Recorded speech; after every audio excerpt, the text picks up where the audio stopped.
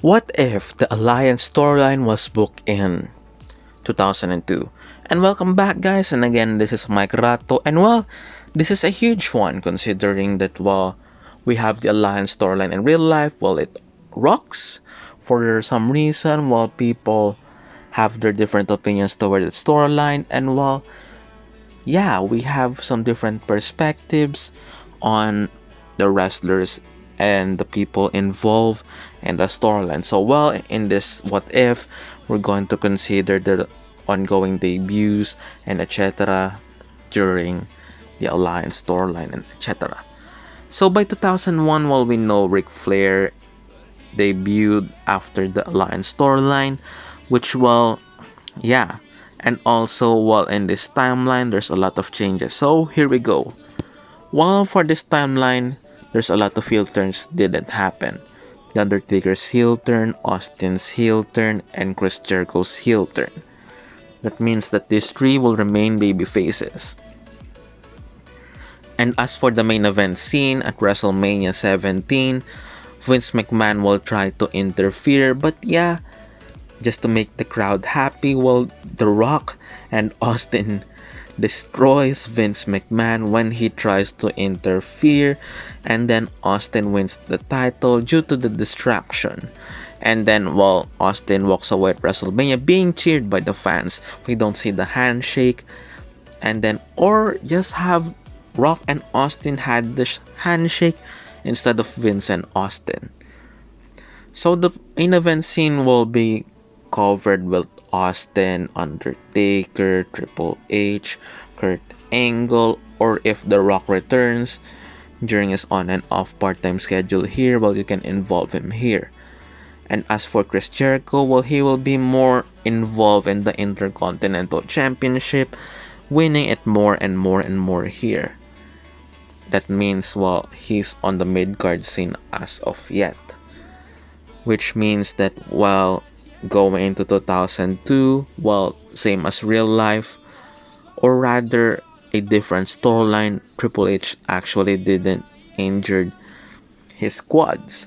Well, because the two-man power trip didn't happen, let's just assume that Triple H didn't win, well, didn't get injured in that process and didn't win the tag team titles with Austin by this time. That means that the two-man power trip didn't happen. So, Royal Rumble 2002. Here we go. During the main event, well, we will have the Royal Rumble 2002. We will see Austin retaining his title, and as for the main event of the Royal Rumble match, the number 30, while we will hear the NWO music, and while they will destroy everyone in that site. And then Hogan, Scott Hall, and Kevin Nash will stare at the camera. Kevin Nash and Scott Hall goes away, jumps, or just leaps from the top rope, eliminating themselves or something like that. And then Hulk Hogan will win the Rumble in 2002. I know it's kind of messy, but yeah, at the next night they will confirm that Hulk Hogan was actually the number 30 spot in the Rumble. That means that we will have Hogan versus Austin at WrestleMania. And also, well, we can see the debut of Booker T after Royal Rumble attacking The Rock or The Undertaker or even Triple H. Just between the three. So, well, as for Austin versus Hogan, well, we will have the NWO at the side of Hulk Hogan. And by the time after Royal Rumble, we will see a different wrestlers debuting left and right from WCW and ECW. Which, well, we will see the ECW Championship also being present. Well, as for that, well, we have the WrestleMania pay-per-view, which, well, during the build-up, we will have the NWO speaking on the Alliance behalf, forming the Alliance. We have a lot of wrestlers in the ring, and yeah, for those who actually joined WWE before, well, they will have a promo speaking that the WWE mistreated them before or something like that.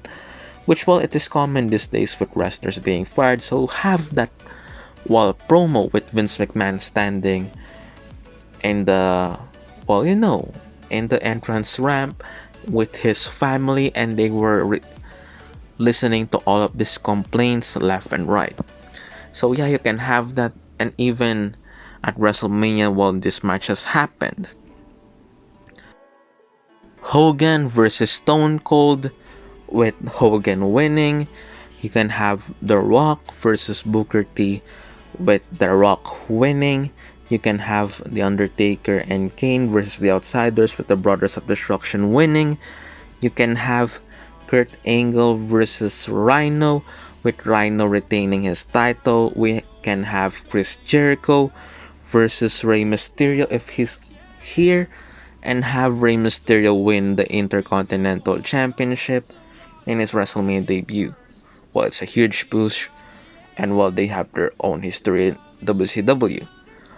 And then, well, a lot of matches also happened in the undercard, such as RVD winning a battle royal to determine the next number one contender for the WWE Championship. Something like that happens at WrestleMania. While you have a lot of stock card at WrestleMania 18 in real life, and while we change it for the Alliance storyline. And then, well, instead of, well, the same Rush storyline there, well, after WrestleMania, well, they can build off now for the tag team matches, elimination tag team matches, which they can stretch it out till the fans' interest goes larger or smaller. Well, you can have a lot of WCW wrestlers also appear here, with the WCW actually being, well, the Alliance being dominant at WrestleMania. Well, I think Goldberg and Sting will actually be interested in debuting much earlier, in which in this timeline will help a huge case for the Alliance storyline. And instead of Sting joining the Alliance, while he is alone, and while he just wants to face the Undertaker, here in a one-on-one match. Which during their match also, well, we can have the American Badass versus the Crow, with Sting actually looking at the Undertaker and staring at him, and in his mind, while during their promos, he doesn't want that version of the Undertaker. He wants the Dead Man, the Minister of Darkness priest, or something like that, which later on, well, it will have the Undertaker returning to that old persona much earlier. Which, well, you can have that one off and then return him as the big evil American Badass gimmick, or while you can continue on with the Phenom gimmick. And as for Austin, well, he didn't walk out here in 2002. Well, instead he stayed, and he's actually a part of this huge WWE versus the Alliance storyline, with a lot of star powers from the three brands. So yeah, it's a huge thing for them, considering that, well, a lot of superstars are debuting left and right. With this huge star power, well, after the Alliance storyline, well, they can have two choices, and that's, well, debut the WCW brand after, well, this huge storylines has been happening left and right, because, well, admittedly in this timeline, well, we can have a lot of rematches. We can discuss that thoroughly, or we can just imagine it, and while we can have a lot of rematches, we have an athletic one, we have the character based storylines, or we can have, well, based on popularity on the faces of the former on different brands, such as The Undertaker and Sting for WWE and WCW, or The Rock, Hulk Hogan, and Austin, because, well, they're the former or the faces of the WWE. So yeah, you can have all of that storyline here, and, well, not also burying the other wrestlers. Well, you can build them up Well, build them up, as I told you, have their wins and have their losses. With this, well, the storyline will be better as the days goes by. But the storyline will either end before or during Survivor Series 2002, in which, well, you can have all of those dream things that happened here instead of, well, the rush thing in real life. A lot of wrestlers turning from WWE to WCW, a lot of turns are happening. Well, we can say also that former WWE or WCW wrestlers turning and defying them their own brand, joining the other brand because, well, they felt, well, the other has their benefit there. For example, the other lower card stars who are mistreated from WCW, they join Team WWE for that reason, or vice versa. Well, we can have that. And that's it for the storyline. Well, I hope you all like this video. Well, it's not a thorough what if, but it's more of, well, it's more of a dream match type of scenarios, which we can see a lot of WWE versus WCW versus ECW wrestlers that are happening left and right, with the audience actually appreciating this because, well, it's what they want. It's a dream match from left to right, and WWE has been giving it to pay-per-views. It will boost their pay-per-views, and, well, with these huge names wrestling their counterparts on the other brand, well, it will help their stock be raised, and, well, their popularity is actually being more higher than ever, and it will create and generate a lot of profits because, well, yeah, that's the thing.